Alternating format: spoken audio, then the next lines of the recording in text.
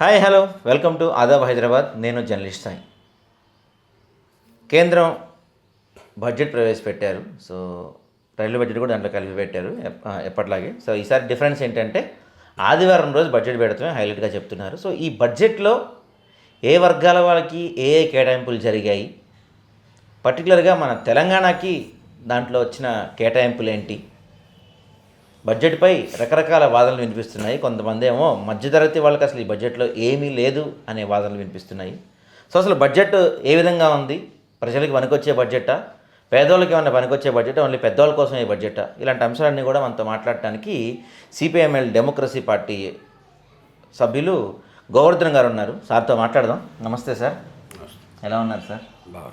Sir చెప్పండి, అంటే ఆదివారం బడ్జెట్ ప్రవేశపెట్టారు. చరిత్రలో రెండోసారి అనుకుంటే బహుశా ఇది. ఆదివారం బడ్జెట్ పర్టికులర్గా మన మిడిల్ క్లాస్ వాళ్ళకి, పేదవాళ్ళకి ఏమైనా ఉపయోగం ఉందా, కేవలం ఒక వర్గం ప్రజలను ఆకట్టుకునేలా ఉందంట? మీరు మంచి ప్రశ్న వేశారు. నిజానికి బడ్జెట్ అనేటువంటిది అకాడమిక్గా చూస్తే ఆదాయ వ్యయాల పట్టిక, ఎంత ఆదాయం వస్తుంది, ఎంత ఖర్చు అవుతుంది అనేది. కానీ ఇది కేవలం టెక్నికల్గా ఈ రకంగా ఆదాయ వ్యయాల పట్టికగా మాత్రం చూడరాదు. ఎందుకంటే ఇది దేశంలో ఉండేటువంటి 140 కోట్ల మంది ప్రజలకు సంబంధించిన జీవితాల్ని మార్చేటువంటి సందర్భం. ఈ బడ్జెట్ అనేటువంటిది ప్రధానంగా పేదలకు ఉపయోగపడాలి ఎక్కడైనా. అట్లా బడ్జెట్ల ఉద్దేశము, బడ్జెట్ల నేపథ్యము దానిగానే ఉంటుంది. కానీ మన నిర్మలా సీతారామన్ గారు ప్రవేశపెట్టినటువంటి ఈ బడ్జెట్ ఏదైతే ఉన్నదో, వారు 9 సార్లు బడ్జెట్ని ప్రవేశపెట్టారు. బహుశా నెక్స్ట్ సారికి 10వ బడ్జెట్కు వారు వెళ్ళొచ్చు. ఈ బడ్జెట్ని అటు దేశ ప్రధాని నరేంద్ర మోడీ గారు కావచ్చు, లేదా బీజేపీకి సంబంధించినటువంటి ఢిల్లీ నుంచి గల్లీ వరకు ఉండేటువంటి నాయకులంతా కూడా ఇది వికసిత భారత్కి, అంటే 2047 నాటికి ఈ దేశాన్ని వికసిత్ భారత్గా మారుస్తున్నాము అని చెప్పేటువంటి సందర్భం ఏదైతే ఉన్నదో దానికి మార్గం వేసేటువంటి బడ్జెట్గా ఇవాళ వీళ్ళు మాట్లాడుతున్నారు. వాస్తవమా అనేటువంటి ఒక ప్రశ్నను మనం వేసుకుంటే మనకు సమాధానం దొరుకుతుంది. నిజానికి ఈ బడ్జెట్లో ఏమి ప్రయారిటీస్ ఉండాలా, ఏమి ఉండకూడదు అనేటువంటి విషయాన్ని మనం ముందుగా ఆలోచించాలి.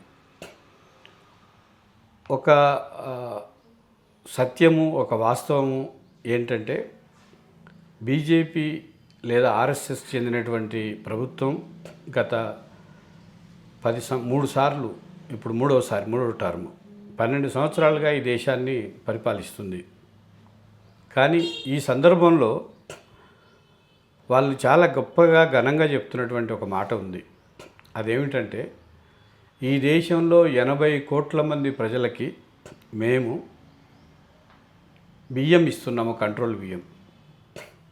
ఈ మాట చెప్తూనే మేము 2047 నాటికి భారతదేశం మొత్తం ప్రపంచానికి ఆదర్శంగా ఉండేటట్టుగా ఈ బడ్జెట్ అనేటువంటిది నిర్మలా సీతారామన్ గారు ప్రవేశపెట్టినటువంటి 2026-27 బడ్జెట్ దానికి తోవదీస్తుంది అనేటువంటి మాట మాట్లాడుతున్నారు. ఇక్కడే పెద్ద వైరుధ్యం ఉన్నది.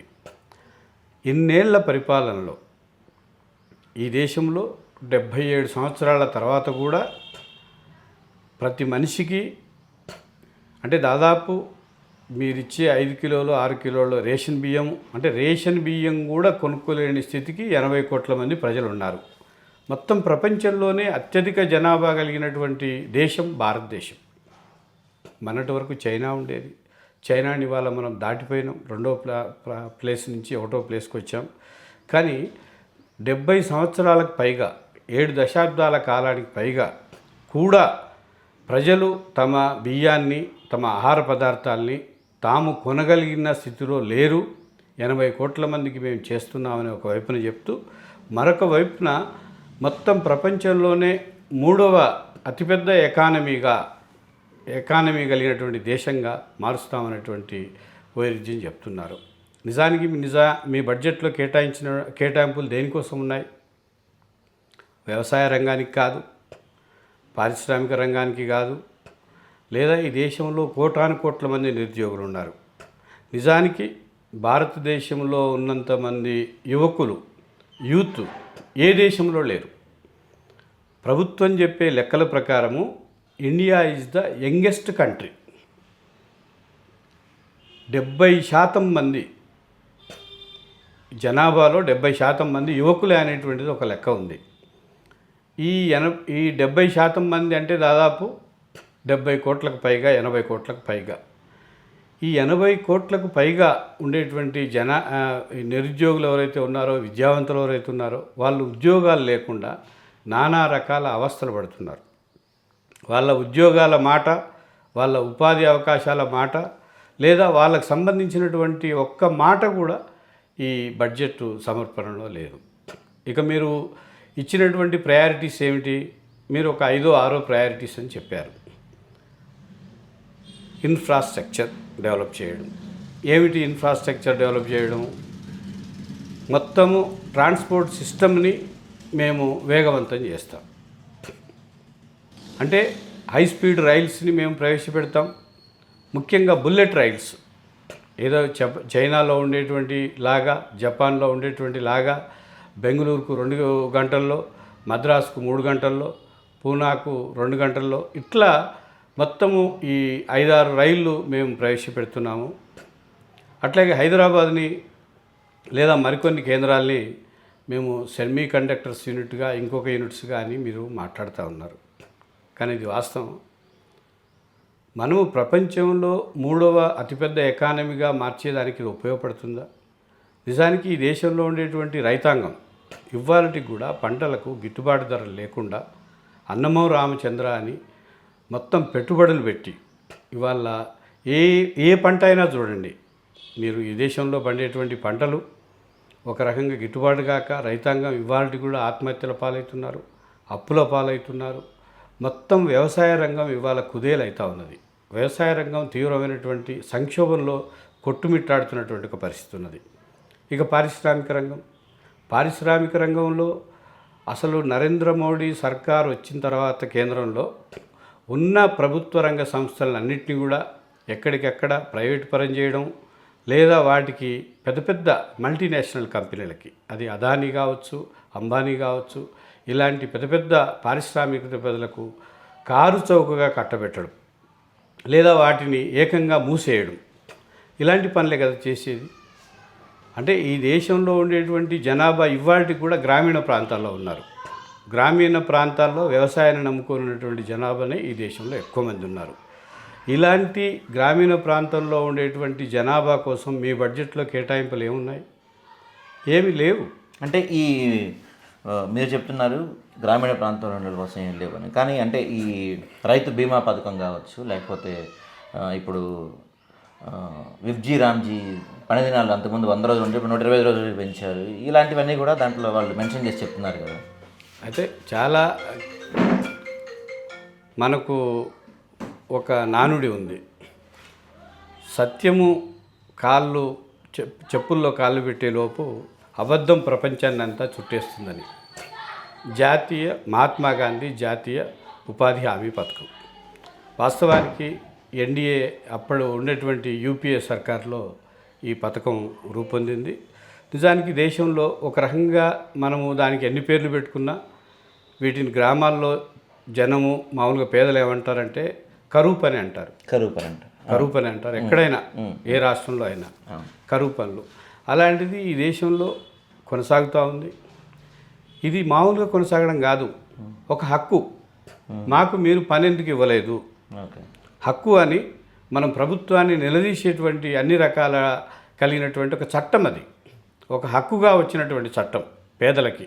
దేశంలో అనేక కోట్ల మందికి ఇది కనీసం జీవోత్సవాల్లాగా కాకుండా, ఆత్మహత్యల పాలు కాకుండా వాళ్ళ ఆకలిని తీర్చేటువంటి ఒక పథకంగా ఎన్ని ఆచరణలో, అడ్మినిస్ట్రేషన్లో ఎన్ని లోపాలు, వైఫల్యాలు ఉన్నప్పటికీ కూడా పేదలని చనిపోకుండా పేదలకి కడుపుకు ఇంత అన్నం పెట్టేటువంటి ఒక ప్రోగ్రాం. ఈ ప్రోగ్రాంను వాస్తవానికి మీరు ఏం చేయాలి? రెగ్యులేట్ చేయాలి. అడ్మినిస్ట్రేషన్లో ఏదైనా మిస్టేక్స్ ఉంటే వాటిని రెగ్యులేట్ చేయాలి, వీటిని మరింత బలవంతరం చేయాలి. మీరు ఇప్పుడు రోజు నరేంద్ర మోడీ గారు ఇచ్చేటువంటి ప్రకటన కానీ లేదా నిన్న పార్లమెంట్లో నిర్మలా సీతారామన్ గారు చెప్పేది ఈ పథకము 125 రోజుల పనిదినం కల్పిస్తుందని చెప్పారు. కానీ వాస్తవం ఏంటి?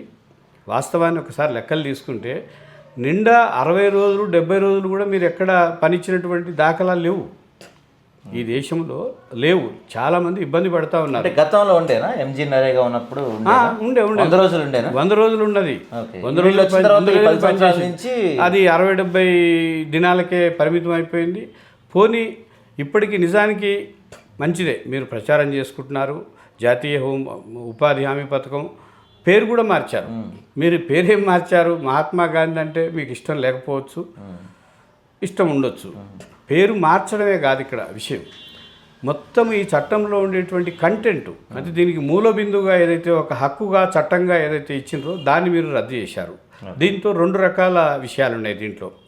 అంతకుముందు ఈ పథకము హక్కుగానే కాకుండా చట్టంగా ఉన్నప్పటికీ 100కు 100% దీనికి సంబంధించినటువంటి ఫండ్స్ ఏదైతే ఉన్నాయో సెంట్రల్ గవర్నమెంటే ప్రధానంగా 90%కు పైగా సెంట్రల్ గవర్నమెంట్ చేసేది. ఇప్పుడు మీరు ఏం చేశారు? రామ్జీ పథకం అని తీసుకొచ్చారు. సరే, మీకుండేటువంటి మతము, మీకుండేటువంటి దైవ అది ఏమైనా కావచ్చు, శ్రీరాముడే రామ్జీ అనేది ఇక్కడ తీసుకొచ్చారు.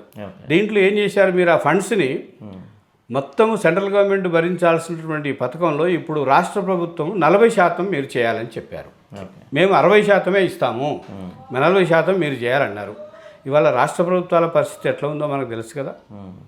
రాష్ట్ర ప్రభుత్వాలు ఇవాళ వాళ్ళకు ఉండేటువంటి ప్రయారిటీసు, వాళ్ళకు ఉండేటువంటి ప్రాధాన్యాలు ఏవైతే ఉన్నాయో ఈ రామ్జీ పథకం మీద ఉండవు. ఉండడానికి ఆస్కారం లేదు. ఎందుకంటే ఇది చట్టంగా లేకుండా చేశారు. రెండోది రాష్ట్ర ప్రభుత్వం ఇస్తేనే మేము ఇస్తూ ఉంటారు. ఏ తర్వాత జరిగేది ఏంటంటే అల్టిమేట్ రిజల్ట్ ఈ పథకాన్ని ఉండేటువంటి వెన్నుముకను మీరు విరిచేశారు. ఈ పథకం ప్రాక్టీస్లో నిర్వీర్యం అయిపోయి పేదలకు ఇచ్చేటువంటి, కరువు పనులకు ఇచ్చేటువంటి కోట్లాది మంది పేదలు ఉన్న దేశం భారతదేశం. అలాంటి వాళ్ళ దగ్గర నోటికాడ ఉండేటువంటి ఒక ముద్దని, ఆ కూడుని ఈ లాగేసేటువంటి ఒక దుర్మార్గం. ఇక బడ్జెట్ కేటాయింపులో మీరు చెప్పిన దాని ప్రకారం 125 రోజుల పనికి లెక్కేస్తే దేశంలో ఉండే వాళ్ళది 3 లక్షల కోట్లకు పైగా వీటికి వ్యయం అవుతుంది. కానీ మీరు ఎంత కేటాయించారు బడ్జెట్లో? 95 పాయింట్ ఇదే, అంటే నిండా 1 లక్ష కోట్లు కూడా కాదు. అంటే ఎక్కడ ఎందుకు ఈ అంకెల గారడి, ఈ మాయాజాలం? అంటే పర్టికులర్గా గత 9 సంవత్సరాల నుంచి నిర్మలా గారు బడ్జెట్ ప్రవేశపెడుతున్నారు. 9 సంవత్సరాల నుంచి లేనట్టుగా ఈసారి ఎందుకో పర్టికులర్గా ఈ బడ్జెట్ చాలా అట్టర్ ఫ్లాపు, అసలు ఈ బడ్జెట్లో ఏమీ లేదు. ఒక రిపోర్టర్ అడిగిన క్వశ్చన్ మనకి వైరల్ అవుతా ఉంది. మిడిల్ క్లాస్ల గురించి అడిగితే నిర్మలా గారు ఇచ్చిన ఎక్స్ప్రెషన్, అంటే ఆ ఎక్స్ప్రెషన్ అర్థం మర్చిపోయానన్నా లేకపోతే మీరు గుర్తు చేయాల్సిన అవసరం లేదనా అనేది రకరకాల వార్తలు నడుస్తున్నాయి. సరే, మనకి ప్రతి సంవత్సరం బడ్జెట్ ఇవ్వడం కామనే, కానీ ఈ సంవత్సరం ఎందుకు ఇంత హైలైట్ అవుతుంది? ఏమీ లేదు, ఈ వరస్ట్ బడ్జెట్ ఇప్పటివరకు చూసిన వాటిలోని ఎందుకు పర్టికులర్గా దీని మీద చర్చ నడుస్తుంది అంటారు? ఎందుకు నడుస్తుందంటే నిర్మల గారు మీరు చాలా జాగ్రత్తగా మీరు పరిశీలించారు విషయాన్ని. నిర్మల గారు బడ్జెట్ ప్రవేశపెట్టేటప్పుడు ఈ దేశంలో పేదలు లేరండి. పేద ప్రజలు లేరు.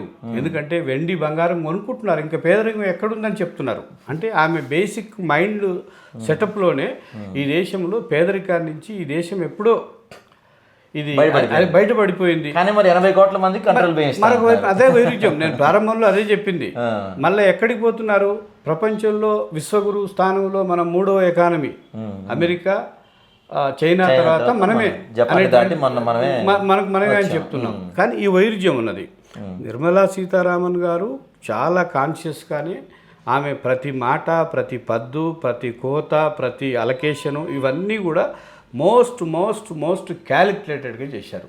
ఇది నిర్మలా సీతారామన్ గారితో చెప్పించారు తప్ప ఇది వాస్తవానికి సెంట్రల్ గవర్నమెంట్ యొక్క పథకం. ఈ సెంట్రల్ గవర్నమెంట్ పథకం ఇవన్నీ కూడా ఇవాళ ఎవరు నిర్దేశిస్తున్నారు?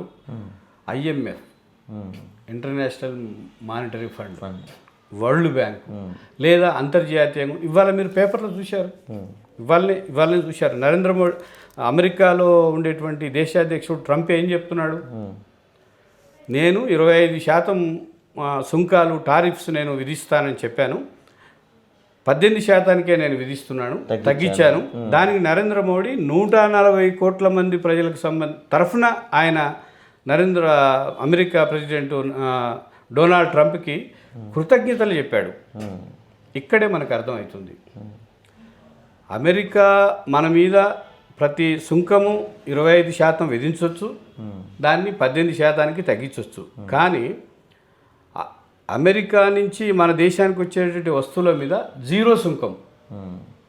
ఇదేం నీతి అంటే, రోజు ఒక మిత్రుడు సోషల్ మీడియాలో వైరల్ అవుతుంది, ఒక మిత్రుడు రాశాడు, రోజు నిన్ను 25 కొరడా దెబ్బలు కొడతా, కానీ ఇక రేపటి నుంచి నిన్ను 18 కొడతా. అంతే. అసలు ఎందుకు మనము మనం మాత్రం తిరిగి కొట్టాం, మనం కొట్టొద్దు. ఇంకోటి రాజలాంఛనంగా మనం ఆహ్వానించాలా, మన కృతజ్ఞతలు ఎవరు చెప్పాలా? 140 కోట్ల మంది ప్రజలము, ప్రపంచ శాంతి, ప్రపంచాన్ని ఉద్ధరించేటువంటి డొనాల్డ్ ట్రంప్, ఇది భారతదేశం యొక్క సార్వభౌమత్వానికి సంబంధించినటువంటి విషయం. ఇది మామూలు విషయం కాదు, వెరీ సీరియస్ విషయం. భారతదేశానికి ఒక ఎక్స్టర్నల్ పాలసీ ఉంది, భారతదేశానికి ఒక అలీనోద్యమ చరిత్ర ఉన్నది, భారతదేశానికి ప్రపంచం ఎట్లుండాలా ఎట్లుండకూడదు అనేటువంటిది ఒక లెక్కలు ఎప్పటి నుంచో ఉన్నాయి. 1947 తర్వాత నుంచి ఈ దేశంలో ఇవాళ ఇప్పుడే కాదు పరిపాలన జరుగుతున్నది. గత 70 సంవత్సరాలుగా ఈ దేశంలో వివిధ రకాల ప్రభుత్వాలు, వివిధ రకాల కూటములు ఈ దేశాన్ని పరిపాలిస్తున్నాయి. దీనికి ఒక పాలసీ ఉంది. కానీ నువ్వు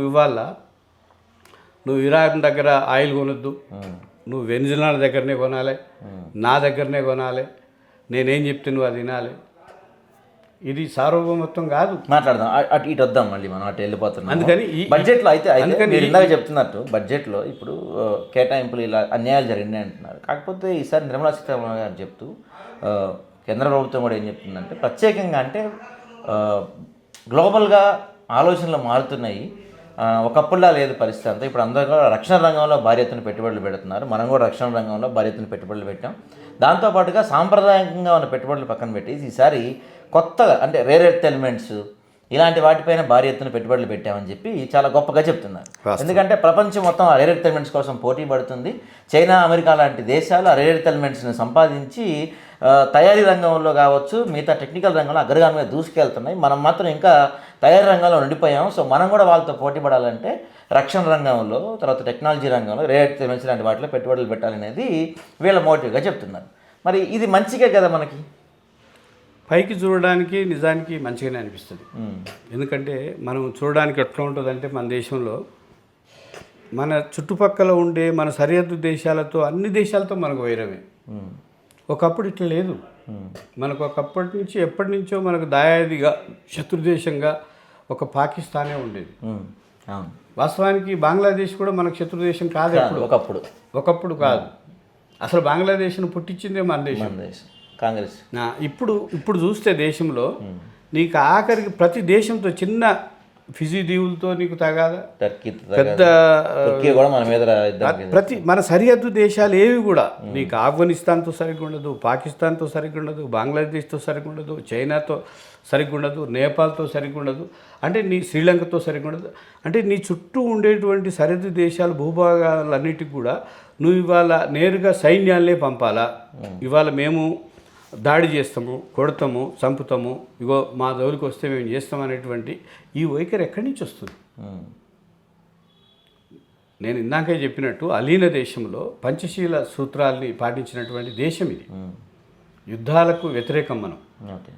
యుద్ధాలు అవసరం లేదు ఈ దేశంలో. ప్రపంచానికే యుద్ధం వినాశనకరం.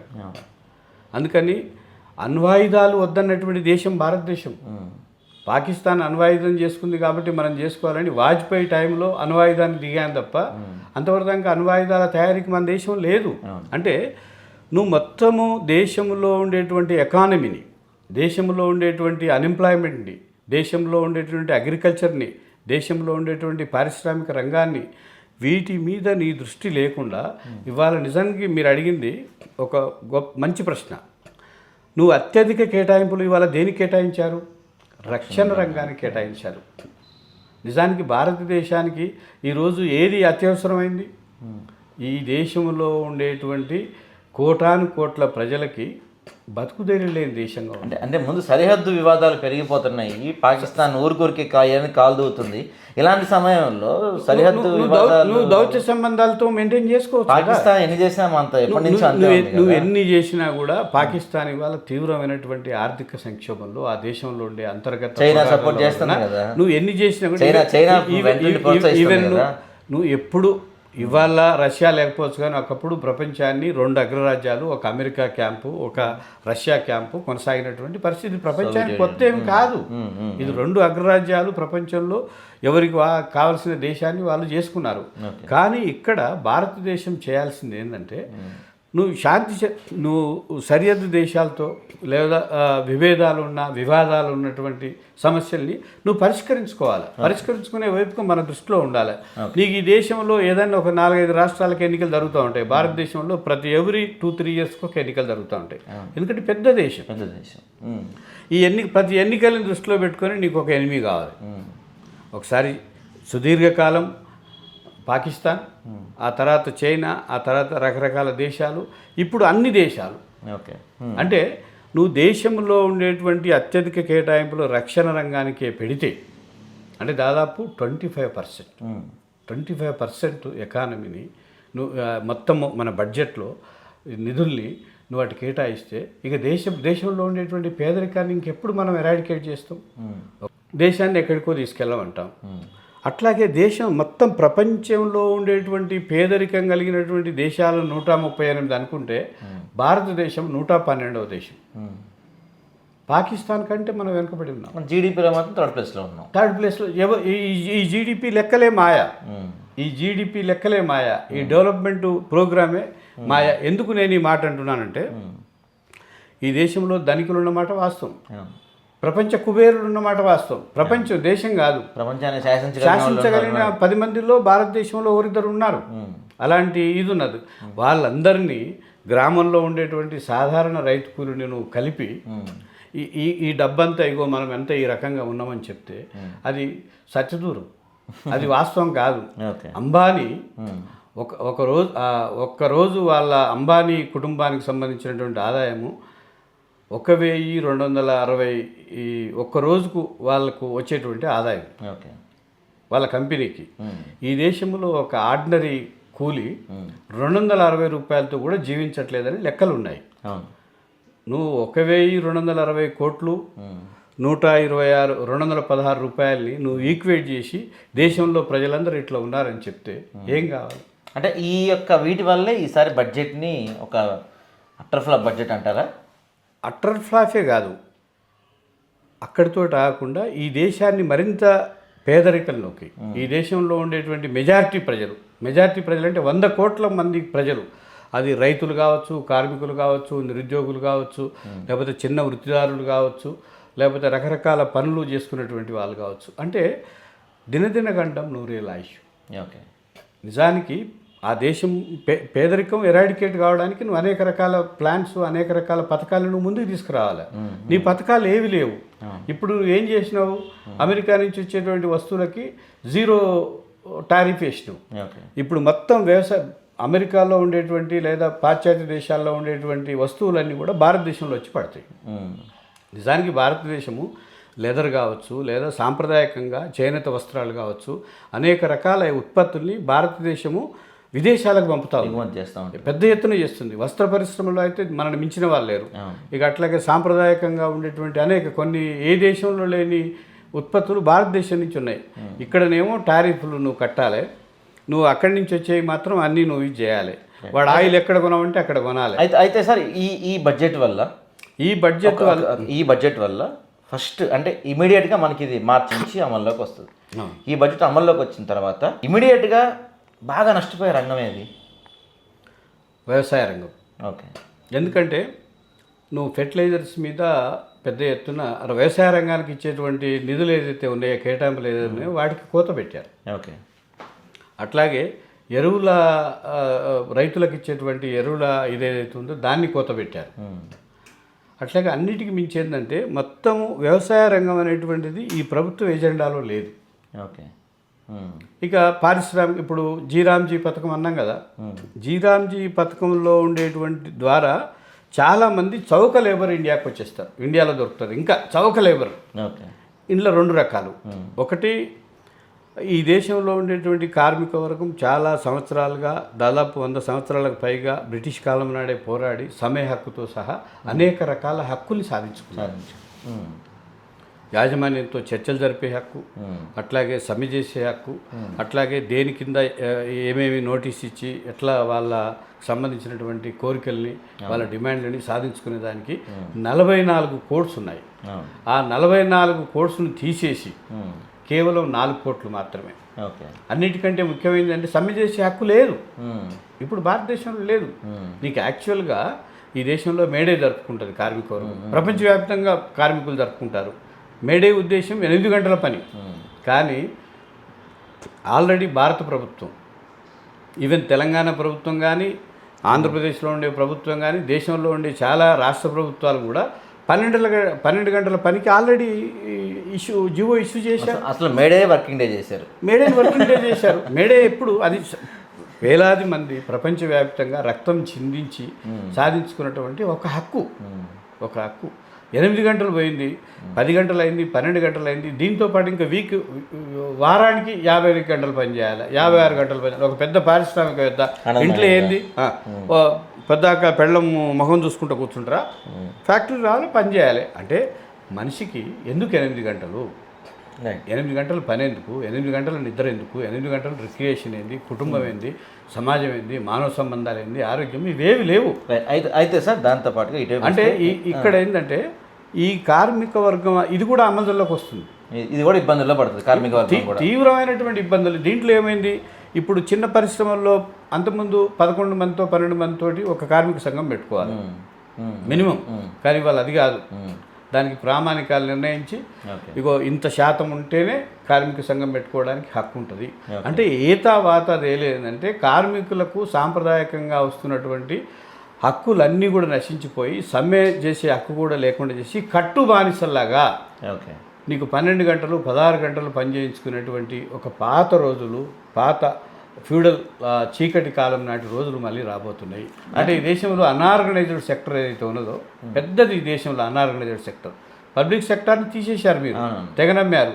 ఈ అన్ఆర్గనైజ్డ్ సెక్టర్ అంతా కూడా జీవోత్సవాలుగా మిగిలేటువంటి కాలం వస్తూ ఉంది. కార్మిక వర్గం మీద దాడి, రైతాంగం మీద దాడి, నిరుద్యోగులకు ఉద్యోగాలు లేనటువంటి ఒక పరిస్థితి. Right sir. అయితే ఇందాక మీరు చెప్తున్న ఒక పాయింట్ చెప్పారు, నిర్మలా సీతారామన్ గారు చెప్తున్నారు పేదవాళ్ళు లేరు, బంగారం వెండి బాగుంటున్నారు. సో నిజంగానే చూసుకుంటే మనం మొన్న వచ్చినాయి ప్రపంచంలో బంగారం నిల్వల్లో మనం దాదాపు 6వ స్థానంలో 7వ స్థానంలో ఉన్నాము. జనాల్లో కూడా బాగా కొంటున్నారు, కొనుగోలు శక్తి పెరిగింది మధ్యకాలంలో జనాభాలో. దాంతోపాటుగా వెండి కూడా గతంలో లేనంత దూసుకెళ్తుంది. సరే, ఇవన్నీ కూడా అంటే బంగారం రేటు వెండి రేటు పెరిగేది గ్లోబల్ మార్కెట్ వల్ల కావచ్చు. కానీ కొనుగోలు శక్తి చూసుకున్నట్టయితే మనం గతంతో పోల్చుకుంటే ఇండియన్స్లో కొనుగోలు శక్తి కొంచెం పెరిగిందని ఒప్పుకోవాలి తీరాలి కదా మనం. అంటే ఒక్కటి మనం ఆలోచించాలి, కొనుగోలు శక్తి పెరిగిందా తరిగిందా అనేటువంటి దానికంటే ముఖ్యంగా భారతదేశము అత్యంత ఎక్కువ జనాభా కలిగినటువంటి దేశం. ఈ దేశంలో ఒక 20 కోట్ల నుంచి ఒక 30 కోట్లు 40 కోట్ల మంది వరకు మిడిల్ క్లాస్ ఉన్నారు. ఇంకెక్కువే ఉంటారేమో. సరే, ఒక 40 కోట్లు అనుకుందాం, ఒక 50 కోట్లు అనుకుందాం. కానీ 140 కోట్లు కదా. ఈ మిడిల్ క్లాస్ ఎప్పుడు ఎట్లా ఉంటుంది, దీని ఆశలన్నీ కూడా వాస్తవానికి దీని కాళ్ళేమో భూమి మీద ఉంటాయి, మెదడేమో ఆకాశంలో ఉంటుంది. మిడిల్ క్లాస్ ఎక్కువ సెక్షను.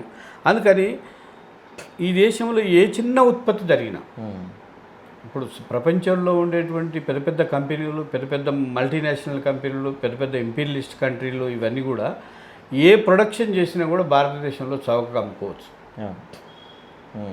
నువ్వు ఒక 100 దేశాలతో ఒక 50 దేశాలతో అగ్రిమెంట్ కుదుర్చుకునే కంటే ఒక్క భారతదేశంతో నువ్వు ఒక్కసారి మార్కెట్ ఓపెన్ చేసుకుంటే నువ్వు ఏ ప్రొడక్షన్ అయినా కొన్ని కోట్లలో ఉత్పత్తి చేయొచ్చు. అంటే ఈ దేశంలో వనరులు లేవా? అద్భుతమైన వనరులు ఉన్నాయి. ఈ దేశంలో మానవ సంపద ఉన్నది. ఈ దేశంలో టెక్నికల్ డెవలప్మెంట్ ఇవన్నీ కూడా ఉన్నాయి. కానీ అదే సందర్భంగా నిర్మలా సీతారామన్ గారు చెప్తున్నారే, వెండి కొంటున్నారు, బంగారం కొంటున్నారని. అది కొంతమందికి ఉండొచ్చు, ఒక సెక్షన్ కొంటే కొనొచ్చు, కొనే మాట కూడా వాస్తవమే.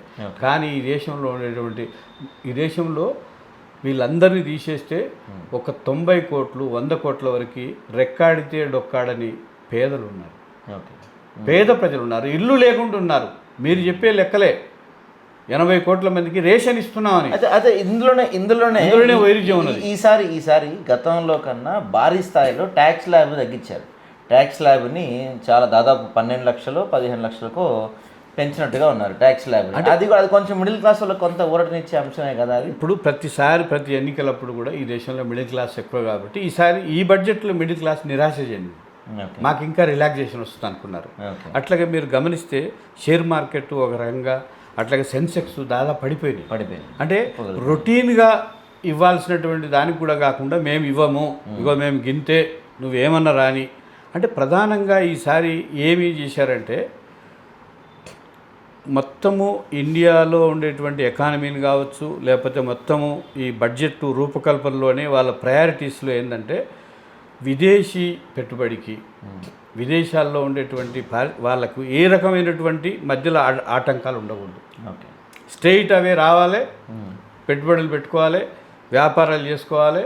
ఇక్కడ మొత్తం వనరులన్నీ కూడా మీరు దోసుకొని పోవాలి. ఇప్పుడు వాస్తవానికి గ్రామాల్లో ఇప్పుడు మనకు ఎక్కువ మంది ఈ ఆధారపడేటువంటి రంగం ఏంటండి? వ్యవసాయ రంగంలో ప్రధానంగా వరి, ఇక ఇతర సాంప్రదాయక పంటలు, ఇవి తిండికి కనీసం మినిమం తిండి గ్యారెంటీ ఇండియాలో. ఇంకా మిగతా పంటలు కూడా సాంప్రదాయక పంటలు ఉంటాయి.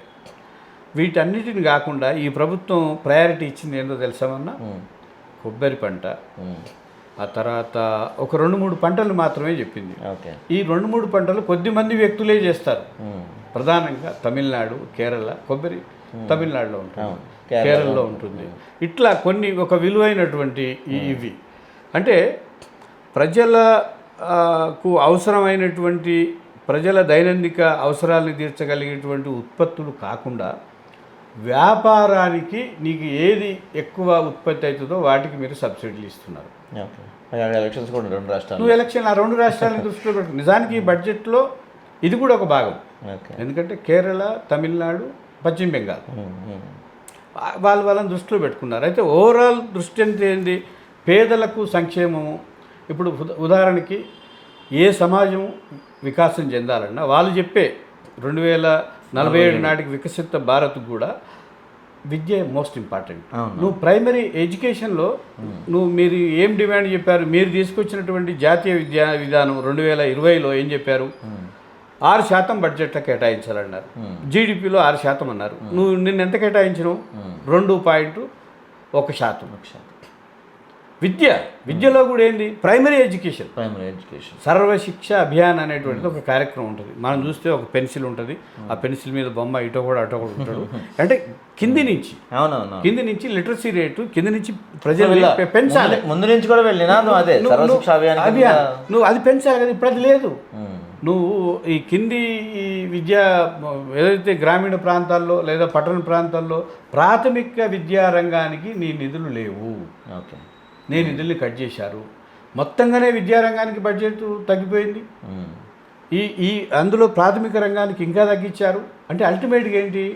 కార్పొరేట్ సంస్థలకి విద్యారంగాన్ని అప్పచెప్పడము, చదువుకోవడం కాదు, అంతిమంగా చదువు కొనడము ఇప్పుడే స్టార్ట్ అయింది. ఇప్పటికే దాన్ని ఈ జాతీయ విద్యా విధానంలో కూడా దీనికి లేదు.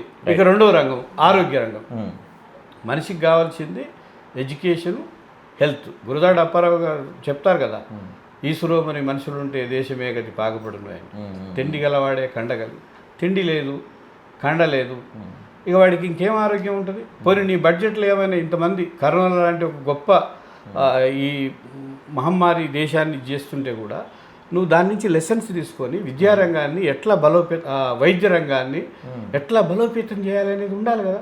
నువ్వు బడ్జెట్ అలొకేషనే లేదు.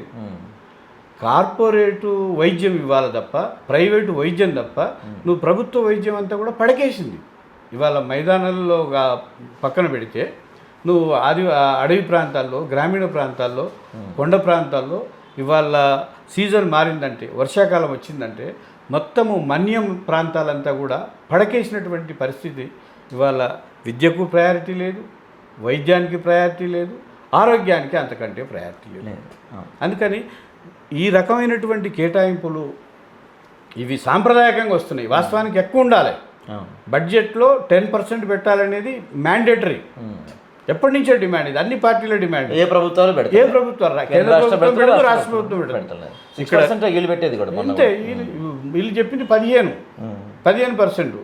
వాళ్ళు ఎప్పుడు 6%, 7% దాటదు తెలంగాణ ప్రభుత్వం. అంటే కేంద్ర రాష్ట్ర ప్రభుత్వాలు ఏవైనా కూడా బడ్జెట్ల పేరుతో విద్యా ప్రజల్ని వైద్యాన్ని పూర్తిగా వంచడం తప్ప విద్యా, వైద్య, ఆరోగ్య రంగాల్ని లేకుండా చేసి ప్రతిదీ మనం ఇంపోర్ట్ చేసుకోవాలి. రైట్. అయితే దీంతో పాటుగా సార్ పర్టికులర్గా ఓన్లీ మన రాష్ట్రం విషయానికి వద్దాం. తెలంగాణకి నాకు కనపడుతుంది పర్టికులర్గా ప్రత్యక్షంగా ఈసారి గత బడ్జెట్లో అయితే అసలు తెలంగాణ పేరే ఎత్తలేదు. ఈసారి 2-3 సార్లు ఎత్తారు కానీ వాటి వల్ల తెలంగాణకు వచ్చిన ఉపయోగం లేదు. 8 మంది ఎంపీలు అనుకున్నారు, ఎప్పుడు లేనంతగా 8 మంది ఎంపీలు ఈసారి అక్కడ ప్రభుత్వంలో ఉన్నారు. ప్రభుత్వంలో 8 మంది ఎంపీలు ఉండి కూడా ఈసారి కూడా తెలంగాణకి తీసుకొస్తామన్న బయ్యారం ఫ్యాక్టరీ కావచ్చు, లేకపోతే ప్రత్యేక రైల్వే కాజీపేట కోచ్ ఫ్యాక్టరీ కావచ్చు, లేకపోతే వాళ్ళు చెప్పిన ఈ మన మెట్రో సెకండ్ ఫేజ్ నిధులు కావచ్చు, లేకపోతే మూసీ కోసం నిధులు కావచ్చు, ఏదైనా రాష్ట్ర ప్రభుత్వం పంపిన అన్నిటిని కూడా దాదాపుగా పక్కన పెట్టేసినట్టే కనపడతా ఉంది. అంటే తెలంగాణలో కూడా బీజేపీ పాగా వేయాలన్నది వాళ్ళ లక్ష్యం, ఎప్పటి నుంచో తెలంగాణ డెవలప్ అవ్వడం కూడా లక్ష్యం. కానీ బడ్జెట్ విషయానికి వచ్చేవాడు ప్రతిసారి తెలంగాణకి ఎందుకు అన్యాయం జరుగుతుంది, ఈసారి మరింత ఎక్కువ అన్యాయం జరిగినట్టు కనిపిస్తూ ఉంది. ఎంతవరకు వాస్తవం ఉంది ఇందులో? ఇది పూర్తి వాస్తవం. దీనికంటే ముందు మనం ఒక్కసారి నరేంద్ర మోడీ గారికి తెలంగాణ పట్ల ఉండే అభిప్రాయాన్ని కూడా తెలుసుకోవాలి. తెలంగాణ రాష్ట్ర ఏర్పాటు నరేంద్ర మోడీ గారికి ఇష్టం లేదు, బీజేపీకి ఇష్టం లేదు. నరేంద్ర మోడీ ఉందే కానీ చిన్న రాష్ట్రాలు బీజేపీ సహజంగా మొదటి నుంచి వ్యతిరేకం కదా. ఆయన ఏమన్నాడు తల్లిని చంపి బిడ్డను తెచ్చామనేటువంటి మాట మాట్లాడాడు. అదే వైఖరిని ఆయన కొనసాగిస్తున్నాడు. నిజానికి తెలంగాణ కొత్త రాష్ట్రం. ఒక హైదరాబాద్ మినహా హైదరాబాద్ను తీసేస్తే మిగతా తెలంగాణ అంతా ఏముంది? వేరే ఏపీ కూడా అన్యాయం జరిగింది బడ్జెట్లో. ఇప్పుడు 2 తెలుగు రాష్ట్రాలు నష్టపోయినాయి. కాకపోతే చంద్రబాబు నాయుడిని సంతృప్తి పరుస్తున్నట్టుగా అమరావతికి మేము ఇంత చేస్తాము, అమరావతికి కూడా కాకపోతే మీరు అన్నట్టు అమరావతి అది 3 రాజధానుల ఒక్క రాజధాని అనేటువంటి అది కూడా దానికి కూడా ఏం లేదు. ఊరికే ఏదో కొంచెం వైజాగ్లో కొన్ని సెమీ కండక్టర్స్ పోలవరం కూడా ఎత్తు తగ్గించారు, ఇవన్నీ చెప్తున్నారు. కానీ 2 తెలుగు రాష్ట్రాలకి ఈ బడ్జెట్లో మొండిచేయ ఉన్న పర్టిక్యులర్గా తెలంగాణ రాష్ట్రానికి ఎంత తొండి చేసిందంటే తెలంగాణ అసలు కేంద్ర రాష్ట్ర ప్రభుత్వాలు అసలు మొత్తము మన ఫెడరల్ సిస్టంలో రాష్ట్రాలకి చాలా హక్కులు ఉన్నాయి. రాష్ట్రాలకు ఇంకోటి జిఎస్టీ కడుతున్నది ఇప్పుడు తెలంగాణ రాష్ట్రం. ఎవ్రీ ఇయర్ జిఎస్టీ బాగా ఉన్నాయి. తెలంగాణలో నీకు దేశంలో టాప్ 10లో ఉంది తెలంగాణ, టాప్ 5-6 స్టేట్లో తెలంగాణ ఉంది. కానీ తెలంగాణలో నీకు బయ్యారం ఫ్యాక్టరీ ఏది రాష్ట్ర విభజన కాలం హామీ, దాని గురించి ఒక్క మాట మాట్లాడతారు. ఇక రెండోది కాజీపేట రైల్వే కోచ్ ఫ్యాక్టరీ, అది ఒక గోస, అది ఒక కంఠశోష. అట్లాగే మెట్రో ఏం చెప్తారు పొద్దాక మనకు, మీరు ఇందాక 8 మంది ఎంపీలు అన్నారు. 8 మంది ఎంపీల్లో 2 కేంద్ర మంత్రులు ఉన్నారు. నిన్న బండి సంజయ్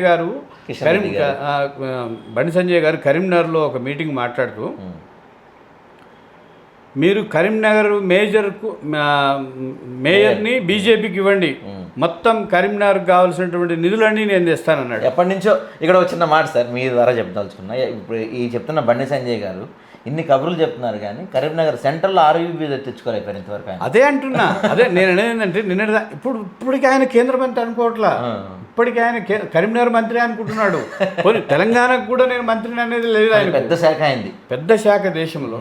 ఇక కిషన్ రెడ్డి గారు సీనియర్ మంత్రి, దేశంలో అన్నీ ఉన్నారు. వీళ్ళిద్దరు మంత్రులు అయి ఉండి నీకు ఇక్కడ ఎన్ని సమస్యలు ఉన్నాయండి తెలంగాణ.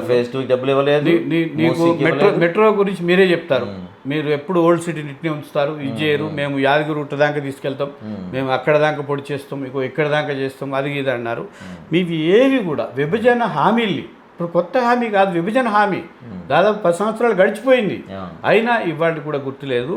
అన్నిటికంటే మెయిన్ ఈ రాష్ట్ర ప్రభుత్వము పాలమూరు రంగారెడ్డికి సంబంధించినటువంటి నీటిపారుదల ప్రాజెక్టుని జాతీయ ప్రాజెక్టుగా చూడమన్నారు. అట్లాగే ఆల్రెడీ చూసిన జాతీయ ప్రాజెక్టుగా దిక్కులేదు. పోలవరానికి వెళ్ళి ఇచ్చింది ఇప్పుడు 1000 కోట్లు అంతే. RRR అన్నారు, ఆ తర్వాత మూసి అన్నారు. నువ్వు ఏమి అసలు తెలంగాణ పదమే బడ్జెట్లో లేదు అసలు. అంటే ఇక్కడ ఒక చిన్న డౌట్ సార్ నాకు. అసలు అంటే బడ్జెట్ కేటాయించే ముందు రాష్ట్రం నుంచి మాకు ఇవి కావాలి అని పంపిస్తారు.